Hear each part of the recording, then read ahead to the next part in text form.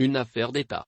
Scène est bien une, celle de la société de sécurité russe Wagner, présentée dans la littérature propagandiste occidentale comme un nid de dangereux mercenaires, recrutés et formés contre les intérêts de l'Ouest.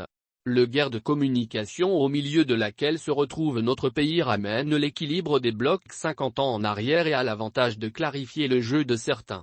À rebours de gentils humanistes et d'alliés mus par des préoccupations démocratiques, la belle France laisse tomber le masque pour laisser découvrir sa hideuse face du colonialiste qui tient à l'intangibilité de son influence sur ses possessions. À coups de chantage, Paris et ses complices colonialistes rouspètent et menacent. Si jamais vous appelez les Russes, nous on plie bagage. L'opinion malienne et africaine, longtemps blasée et grugée piaffe d'impatience à la perspective et répond, Jacta est là. Mogo Bealaya Nimijan. Si la France veut se retirer, grand bien lui fasse.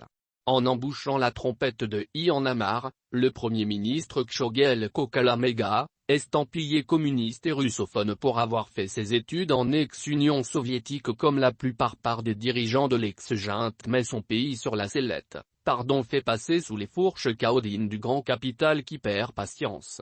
Et les demi-mots du Kremlin suivis des sorties téléguidées du pouvoir malien dont le double jeu agace le Drian, sont scrutés avec maestria. Comme au temps de la guerre froide, on fait recours à l'Ancien Testament, celui qui n'est pas avec nous est contre nous. Ce qui exclut la diversification de partenariats dans le domaine de la coopération militaire. Ce que la tradition a longtemps observé par l'exclusive au profit de la France. Les temps changent, les acteurs, et les discours.